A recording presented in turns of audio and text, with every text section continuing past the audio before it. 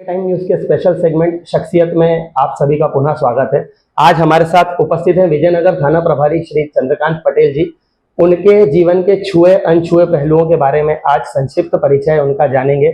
Sir, बहुत बहुत स्वागत है सर। प्रथम आपका जानना चाहेंगे किस प्रकार का पूरा जीवन परिचय संक्षेप में रहा है सर आपका, विजयनगर थाने पे आने के पूर्व और इस थाने पर पदस्थ हैं, किस प्रकार का पूरा एक्सपीरियंस है? पहले तो एक सीधा साधा सा आदमी हूँ और मैं सागर का रहने वाला हूँ। पूरा परिवार या खानदान बोले सागर से है। स्कूलिंग मेरी सागर के आर्मी पब्लिक स्कूल से हुई है। उसके बाद मेरा ग्रेजुएशन पोस्ट ग्रेजुएशन भी सागर विश्वविद्यालय से हुआ है। पोस्ट ग्रेजुएशन में मेरी साइकोलॉजी में मास्टर्स डिग्री है।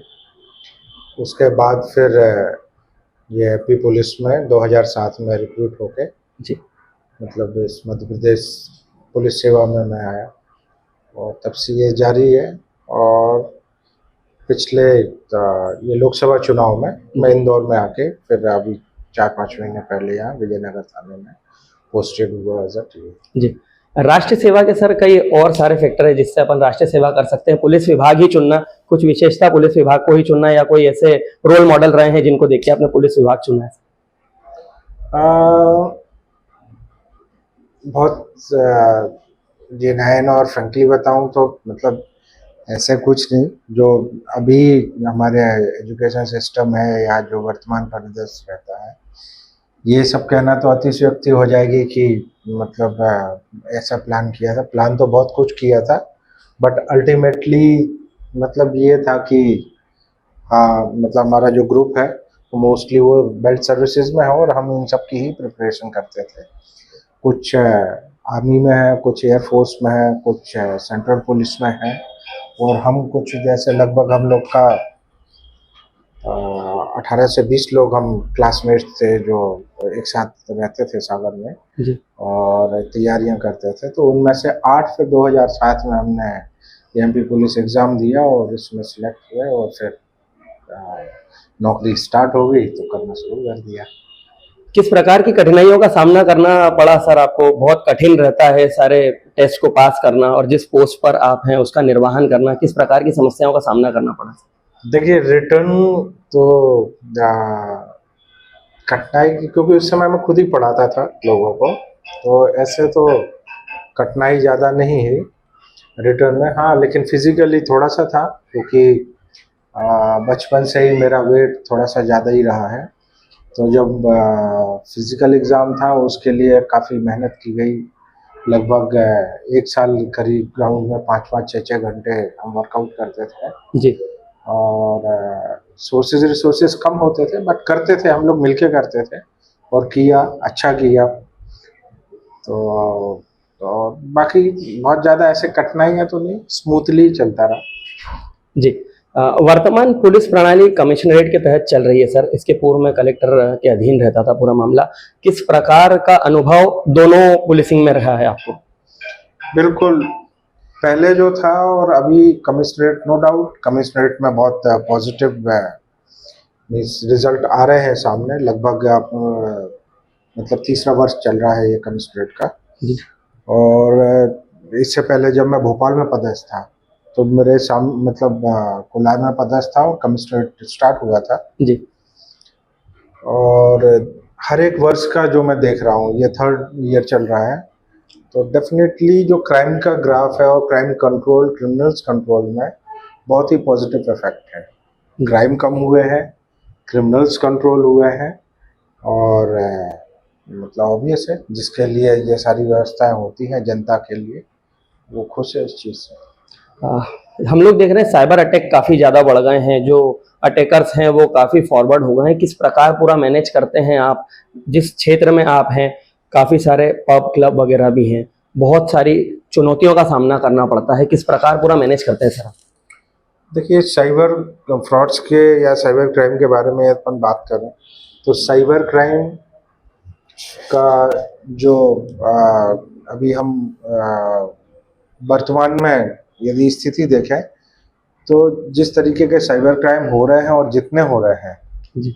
उसके अकॉर्डिंग मतलब मैं ये नहीं कहूँगा कि पुलिस एकदम 100% तैयार है, क्योंकि सोर्सेज रिसोर्सेज ट्रेनिंग उस चीज़ों के बारे में जानना जी करते हैं। क्राइम होता है तो क्रैक करते हैं, क्राइम रजिस्टर्ड होता है, कुछ भी अनछुआ नहीं होता है। लेकिन मुझे मतलब मेरा पर्सनल भी और अभी आपको देखने में ये भी आ रहा होगा कि शासन प्रशासन सभी साइबर क्राइम के लिए मतलब लोगों को जागरूक कर रही है। जी नए नए वर्कशॉप्स होते हैं, पोस्टर्स, बैनर्स, मीडिया और ये सारी जी चीज़ें। सर। और जो मुझे लगता है एकमात्र जो प्रोसीजर है इससे बचने का, वो जागरूकता ही है। जी सर। और समय समय पे चूंकि ये ट्रेंड बदल जाते हैं, कभी यदि आपको याद हो कि ये ओटीपी से शुरू हुआ था कि जी एटीएम का ओटीपी हमें किसी को नहीं बताना है। जी सर। अब इतने बोलेंगे कि हाई स्टैंडर्ड बना दिए हैं साइबर क्राइम के कि अब आपके पास लिंक आएगा, लिंक टच जी कर दी। कई बार तो ये आता है कि सिर्फ एक कॉल आया, उसके बाद भी अकाउंट से मतलब पैसे खाली हो जाते हैं। साइबर क्राइम हो जी जाते हैं। अभी जो चल रहा है बेसिकली डिजिटल अरेस्ट, जी सर। तो उसमें मतलब सिर्फ थ्रेट का जी है ना, लोग उसमें फंस जाते हैं और फिर क्राइम होते हैं। तो इन सब चीज़ों के लिए सबसे अच्छा यही है, मेरा तो एक थंब रूल, जब भी मैं किसी भी ऐसी वर्कशॉप में या अभियान में जाता हूँ तो मेरा एक थंब रूल रहता है, लोगों को ये सिखाता हूँ, फ्री में आपका कोई फायदा नहीं कराने वाला। तो जी सर। आपको कोई कुछ भी चीज़ बोल के टेम्प्ट करता है, आपको लालच देता है, जी आपको तुरंत समझ जाना चाहिए कि आपको वो बेवकूफ़ बनाने वाला है, आप फंसने वाले हो उसकी चीटिंग में। दूसरी चीज़, हम वर्चुअल लाइफ और हमारी जो लिविंग लाइफ या हम फिजिकल लाइफ बोले, इसको हम हमेशा अंतर इसका हम समझें, अपने दिमाग जहन में रखें। जी सर। कैसे? वर्चुअली यदि मैं आपको थ्रेट कर रहा हूँ तो वो आपको इमोशनल, मेंटल आपको कैप्चर कर रहा है, जी सर। ठीक है, और उसके ऊपर आपको डरा रहा है। तो हम हमेशा दिमाग में ये रहे कि हम आमने सामने हैं और मैं आपको डरा रहा हूँ, जी तो हाँ ऑब्वियस है, फिर मैं आप पे फिजिकल असॉल्ट कर सकता हूँ या जो मैं जी बोल रहा हूँ वो कर सकता हूँ। जी सर। और यदि हम वर्चुअल हैं, आप हजारों किलोमीटर दूर बैठे हो, मैं यहाँ हूँ, हम सिर्फ वर्चुअल फ़ोन पे कनेक्ट है, और मैं आपको बोल रहा हूँ कि आपको तो मैं जेल भेज दूंगा, आपकी सजा हो जाएगी, ये हो जाएगा। जी तो थोड़ा सा कूल रहें, उस चीज़ को समझें कि वो आपको डरा रहा है, लेकिन अभी सिर्फ फ़ोन पे है, कुछ नहीं कर सकता, जी ठीक है। हम नियरेस्ट जो पुलिस थाना है, हमारे परिजन हैं या जो भी एजेंसीज जो मदद कर सकती हैं, उनकी मदद लें और मतलब वहाँ जाएं। तो जनरली होता ये है कि लोग आजकल इसमें वर्चुअल लाइफ में या सीधे सीधे बोले सेल फोन लाइफ में जी इतने इन्वॉल्व रहते हैं कि उनको सारी मतलब पूरी लाइफ यही लगने लगती है कि हाँ जिंदगी यही है, जी और हो भी गई है। सुबह उठता है तो वो व्हाट्सएप और वो सब चेक करना स्टार्ट करेगा, जी और रात को फेसबुक और इंस्टाग्राम के साथ साथ सोएगा। जी दिन में पता नहीं कितने हजारों लाखों बार वो फोन चेक करेगा, मैसेज करेगा, बिल्कुल सर। मैसेज पढ़ेगा, फिर जो चीज़ें वायरल होती हैं उनको भी पढ़ेगा। तो दिमाग में जो जा रहा है, मन में जो जा रहा है, तो आदमी को वैसे ही लगने लगता है, और वो इस वर्चुअल लाइफ को वो असल लाइफ समझने लगता है और उसको वैसे ही जीने लगता है। जब ये जो फ्रॉडुलेंट होते हैं जी सर। तो इसका फ़ायदा उठाते हैं, तो ऑब्वियस है उनको लगता है हाँ ये जो बोल रहा है ये सही है, और वो अपना फिर बेशकीमती चीज़ें, सामान, रुपया, पैसा उनको ट्रांसफ़र कर देते हैं। तो वही जी है कि लोग इस चीज़ को समझें जी और करें तो साइबर फ्रॉड ऑब्वियस से कम हो जाए। इसी बीच मेरा ये सवाल, जिस क्षेत्र में आप बैठे हैं काफी सारे क्लब और पब, मैनेज करके चलना किस प्रकार होता है सर, पूरा ऑब्वियस मैनेजमेंट है, नो आपका? डाउट, मतलब इससे हाफ ऑफ द वर्क तो शासन ने कर दिया। जी जैसे कि जो नाइट नाइट कल्चर है कल्चर। उस जी पर विराम लगा के, जी तो 12 बजे के बाद हमें लोगों को बोलने में, समझाने में बड़ी आसानी होती है कि भाई अब तो आप जाइए, कोई जी दुकान या ये सब खुला हुआ नहीं है। तो शासन का आदेश है, हमें सिर्फ पालन ही कराना है, तो वो हो जाता है। और नाइट क्लब्स और इसके लिए भी आदेश कर रखा है कि भाई 12 बजे तक इनमें ताला लग जाएगा, तो लगाते हैं, नहीं लगाते तो हम कार्रवाई करते हैं। कुछ एक पे हमने कार्रवाई की भी है, और एक अच्छी पहल जो मतलब चल रही है अभी हमारे वरिष्ठ अधिकारियों द्वारा, सीपी सर के मार्गदर्शन में, वो ड्रिंक एंड ड्राइव की, उससे बहुत फर्क पड़ा है। ये जो कंट्रोल करने में जो आप बता रहे हैं बार पब्स जी और सर। अल्कोहल पे, तो इस पर डेफिनेटली कार्रवाई भी अच्छी हो रही है और कंट्रोल भी अच्छा हुआ है। क्राइम जी रेट, रात के जो क्राइम रेट है वो ड्रास्टिकली कम हुआ है विजयनगर में। कल एक उदाहरण मेरे सामने था सर, यहाँ से थाने के सामने से दो बाइक रेसर स्पीड में बाइक बहुत ज्यादा साउंड करते हुए, नॉइस करते हुए निकल रहे थे। जनता उन्हें देख रही थी। अगले चौराहे पे आपकी ही बीट के जवानों ने उन्हें रोककर थाने में लाया, आपने चालान करवाया उनका। इतनी तीव्रता से जो बीट मैनेजमेंट होता है, आपके सबॉर्डिनेट्स हैं, किस प्रकार पूरा मैनेज करते हैं सर?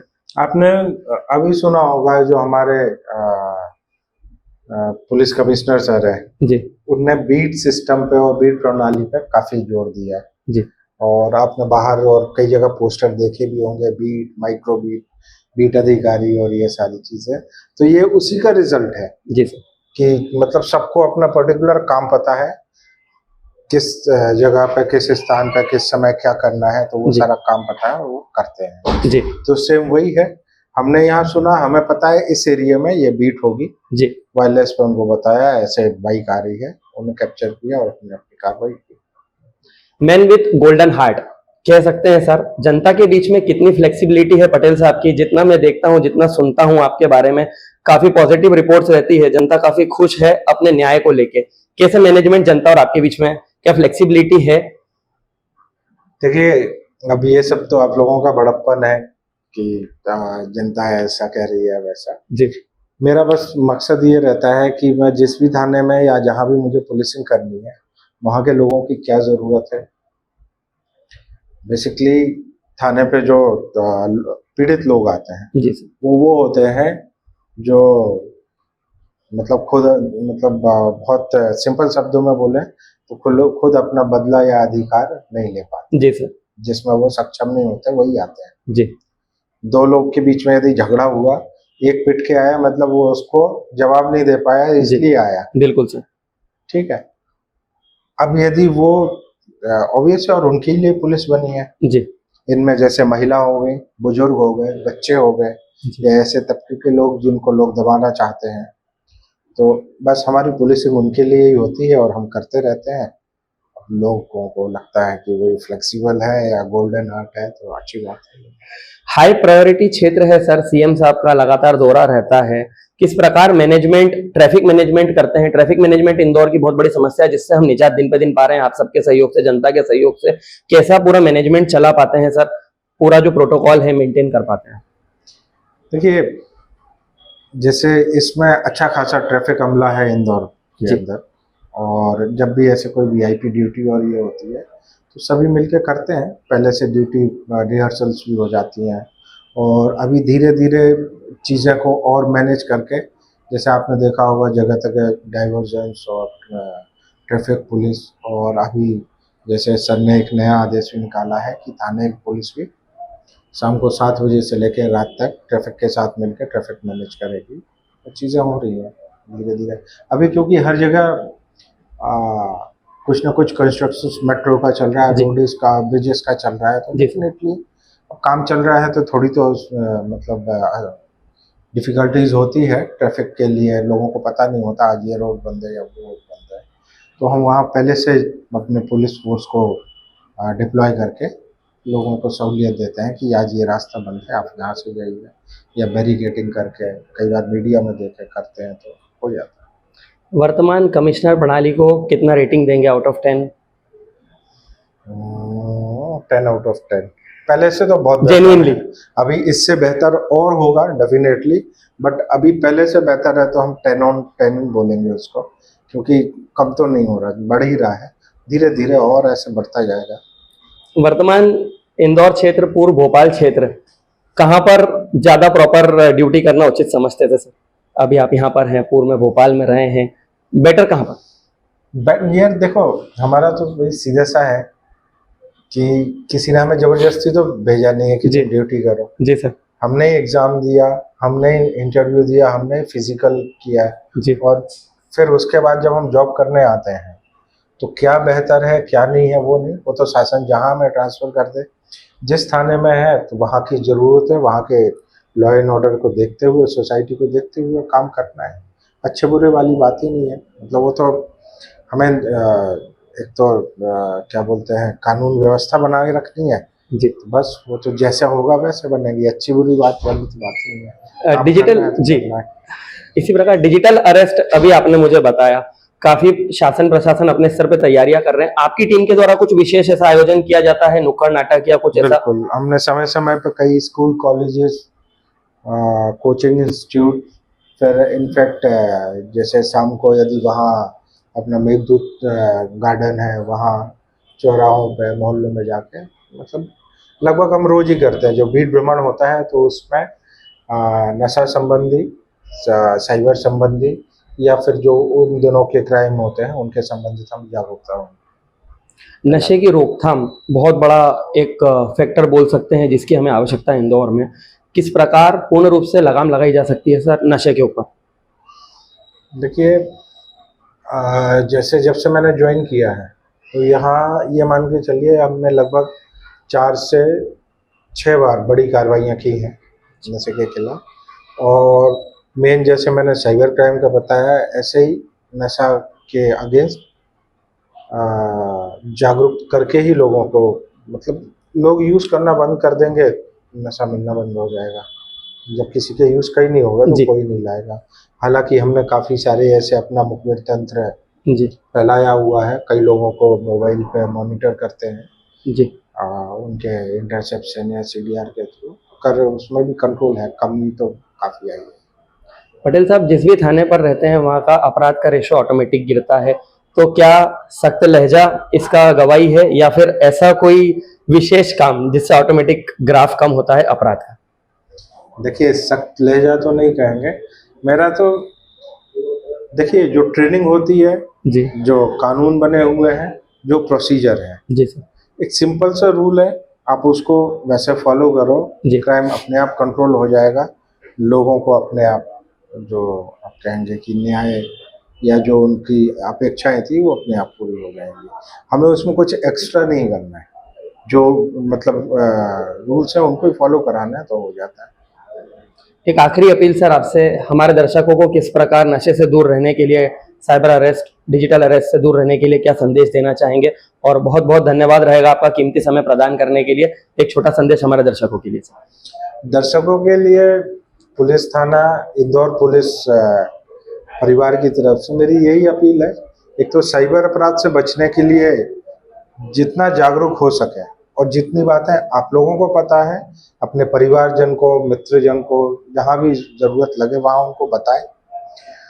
और नशे के लिए तो हमेशा मना। यदि आपको कहीं कोई नशा करते हुए दिखता है, बेचते हुए दिखता है, बिल्कुल आप पुलिस को खबर करें, पुलिस उन पर कार्रवाई करेगी, जिससे हम इंदौर शहर को नशा मुक्त बना पाए। बहुत बहुत धन्यवाद सर आपका कीमती समय देने के लिए सर।